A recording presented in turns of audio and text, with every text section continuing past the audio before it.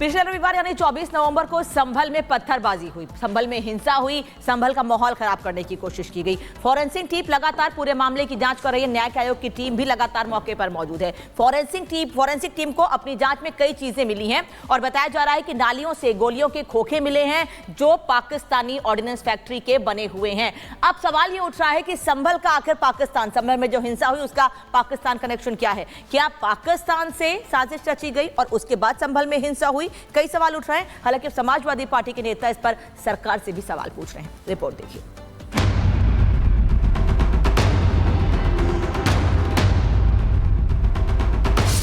संभल की आग, पड़ोसी मुल्क की चिंगारी, सीमा पार संभल का मास्टरमाइंड, संभल हिंसा का पाक कनेक्शन।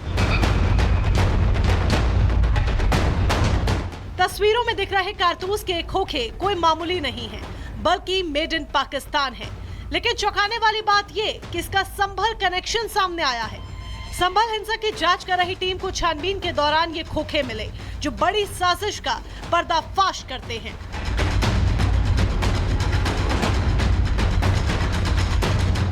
तो क्या संभल हिंसा की पटकथा भले ही प्रदेश में लिखी गई होगी, लेकिन चिंगारी पड़ोसी मुल्क पाकिस्तान की थी, क्योंकि मंगलवार को जब फॉरेंसिक टीम पहुंची तो हिंसा का पाकिस्तान कनेक्शन सामने आया। जांच के दौरान पुलिस जब नालियां खंगाल रही थी तो पाकिस्तान में बने खोखे मिले।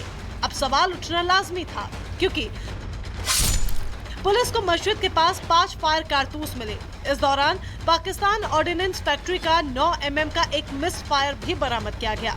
तलाशी के दौरान 12 बोर के 2 खोखे भी मिले, साथ ही 32 बोर के 2 खोखे भी जब्त किए गए। फिलहाल सभी बरामद कारतूसों को फॉरेंसिक लैब भेज दिया गया है।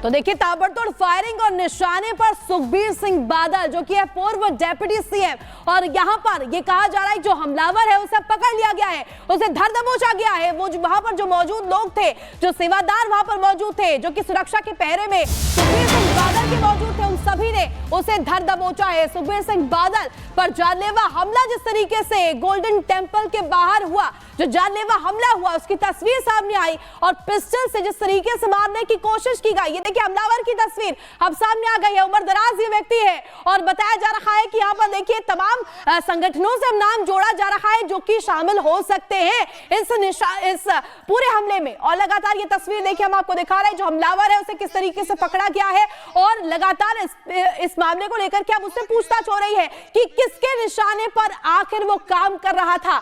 और क्योंकि ये तो साफ हो गया है जिस तरीके से दबे पांव वो घुसा और जब हमला हुआ उसके बाद की भी तस्वीर हमने दिखाई, जहां थोड़ी सी भी शिकन उसके चेहरे पर नजर नहीं आ रही है, यानी कि ये पूरी तरीके से प्लान हुआ था। और जिस तरीके से हमला हुआ, कोई डर उसके अंदर नजर नहीं आया, पकड़ लिया गया, इसके बावजूद भी वहां पर खड़ा रहा।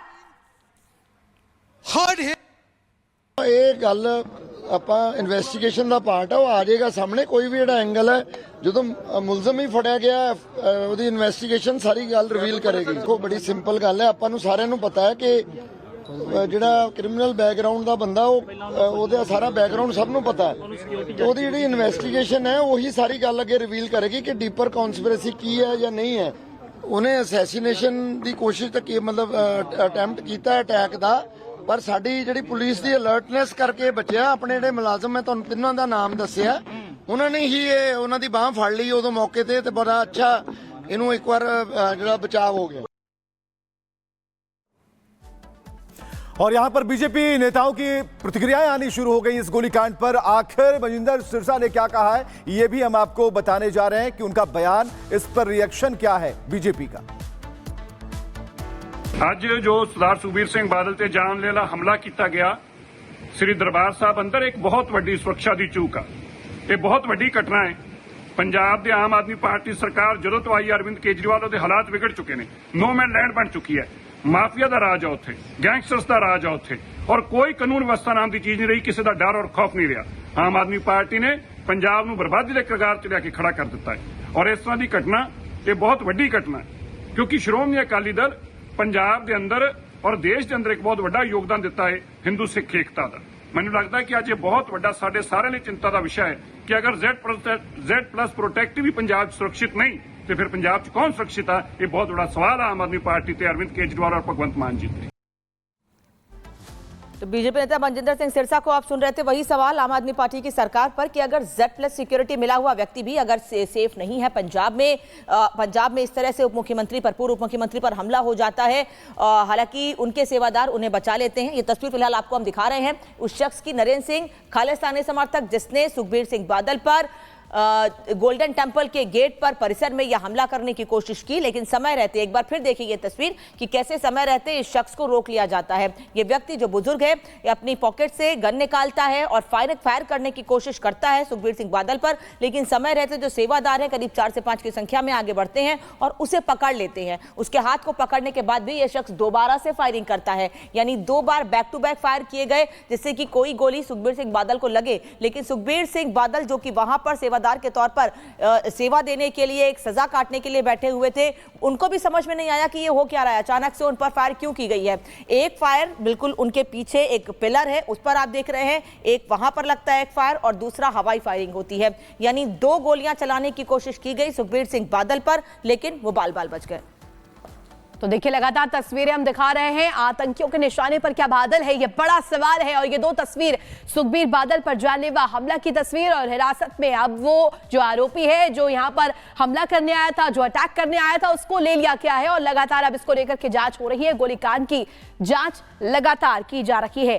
तो ये तस्वीर आपको दिखा रहे हैं, स्वर्ण मंदिर के बाहर ये गोलीकांड हो जाता है और गोल्डन टेंपल परिसर में हमेशा भीड़ बहुत ज्यादा रहती है, सुरक्षा के कड़े इंतजाम रहते हैं। देखिए ये शख्स पूरी भीड़ के बीच से सुरक्षा के तमाम मानकों को क्रॉस करते हुए कैसे यहां पहुंचता है और अचानक से अपनी पॉकेट से ये बंदूक निकालता है, लेकिन यहां मौजूद सेवादार जो लगातार आसपास देख रहे होते हैं उनकी नजर इस शख्स पर पड़ती है और 3-4 तरफ से लोग आते हैं, इसे घेर लेते हैं, इसे रोकने की कोशिश करते हैं, लेकिन रोकने की कोशिश करने के बाद भी यह शख्स दोबारा से फायरिंग करता है। अब पुलिस हालांकि छानबीन कर रही है। अब ये 2 तस्वीरें आपको दिखा रहे हैं, ये वो शख्स नरेंद्र सिंह जिसके चेहरे पर आप मुस्कुराहट देख रहे हैं, पुलिस ने इसे गिरफ्तार कर लिया है, इससे पूछताछ की जा रही है, लेकिन उसके बाद भी पुलिस की गिरफ्त में भी ये शख्स मुस्कुरा रहा है। और ये पहली तस्वीर आपको दिखा रही हूं कि कैसे ये शख्स अपनी पॉकेट से बंदूक निकालता है और उसके बाद फायर करने की कोशिश करता है सुखबीर सिंह बादल पर।